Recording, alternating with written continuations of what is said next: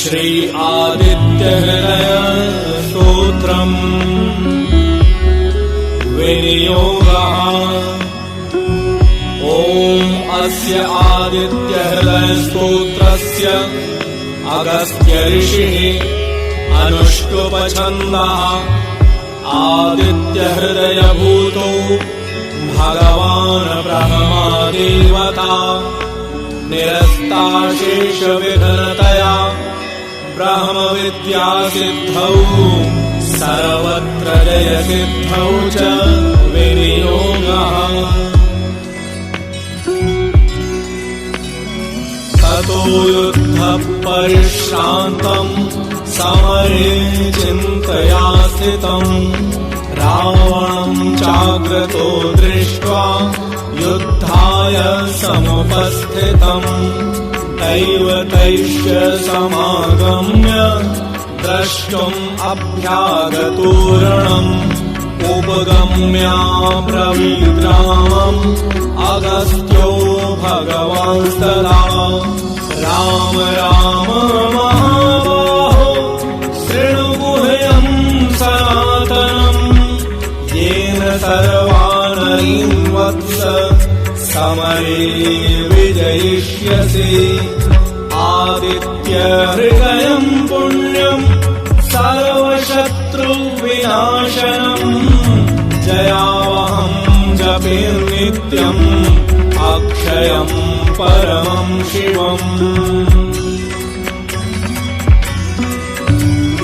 सर्वमङ्गलमाङ्गल्यम् सर्वपापप्रणाशनम् चिन्ताशोकप्रशमनम् आयुर्वर्धनम् उत्तमम् रश्मिमन्तम् समुद्यन्तम् देवासुरनमस्कृतम् पूजयस्व विवस्वन्तम् भास्करम् भुवनेश्वरम् सर्वदेवात्मको ह्येष तेजस्वी लक्ष्मीभावनः एष देवः सुरगणान् लोकान् पातु गभस्तिभिः एष ब्रह्मा च विष्णुश्च शिवः स्कन्दः प्रजापतिः महेन्द्रो धनदः कालो यमः सोमो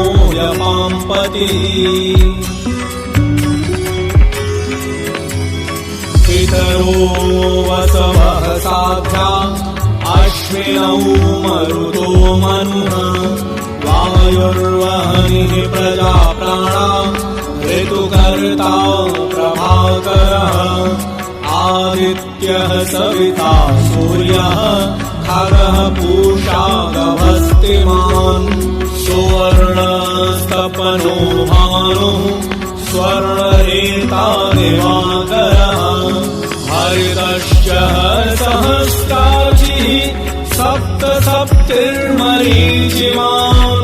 तिमिरोन्मथनः शम्भुः त्वष्टामातण्डकुंसुमान् हिरण्यगर्भः शिशिर सपनो भास्करो रविः अग्निगर्भोदितेः पुत्रः शङ्खः शिशिरनाशनः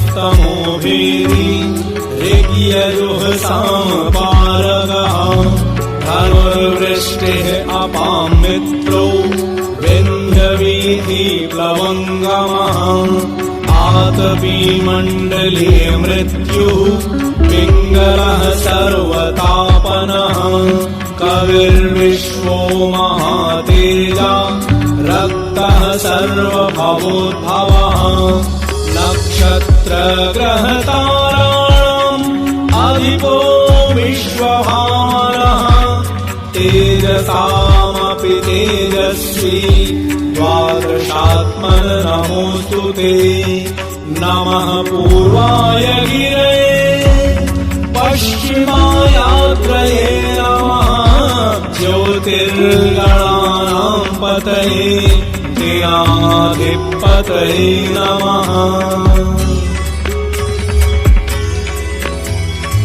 जयाय जयभद्राय हर्यश्वाय नमो नमः। नमो नमः सहस्रांशो आदित्याय नमो नमः। नम उग्राय वीराय सारंगाय नमो नमः। नमः पद्मप्रबोधाय प्रचण्डाय नमोऽस्तुते।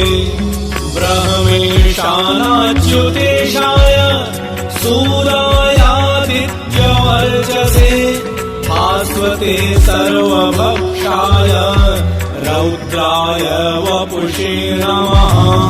तमोघ्नाय हिमघ्नाय शत्रुघ्नायामितात्मने कृतघ्नघ्नाय देवाय ज्योतिषां पतये नमः। सप्तचामीकराभाय हरये विश्वकर्मणे नमस्तमोभिनिघ्नाय रुचये लोकसाक्षिणे।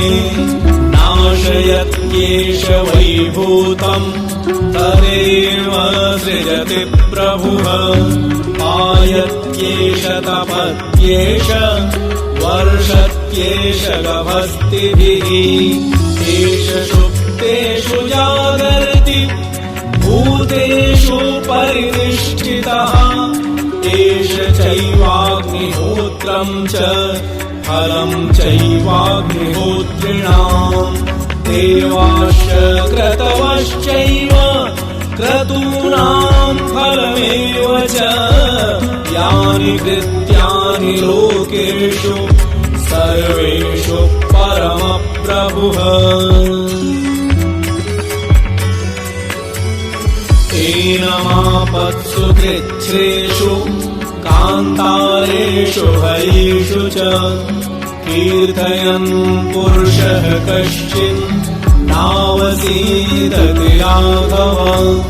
पूजस्वैनम् एकाग्रो देवदेवम् जगत्पतिम्। एतत् त्रिगुणितम् जप्त्वा युद्धेषु विजयिष्यसि। अस्मिन् क्षणे महाबाहो रावणम् त्वम् जयिष्यसि। एवमुक्त्वा ततोऽगस्त्यो जगांस यथागतम्। एतच्छ्रुत्वा महातेजा नष्टशोको भवत्तदा। धारयामास सुप्रीतो राघवः प्रयतात्मवान्। आदित्यम् प्रेक्ष्य जप्त्वेदम् परम् हर्षमवाप्तवान्। त्रियाचम्य शुचिर्भूत्वा धनुरादाय वीर्यवान्। रावणम् प्रेक्ष्य हृष्टात्मा युद्धार्थम् समुपागमत्। सर्वयत्नेन महता वधे तस्य हृतोऽभवत्। अथ रविरवदन्निरीक्ष्यामम् मुदितमनाः परमम् प्रहृष्याणः। निशिचरपति संशयम् विदित्वा सुरगणमध्यगतो वचस्वरेति। इति श्रीवाल्मीकीये रामायणे युद्धकाण्डे अगस्त्य प्रोक्तम् आदित्यहृदयस्तोत्रम् सम्पूर्णम्।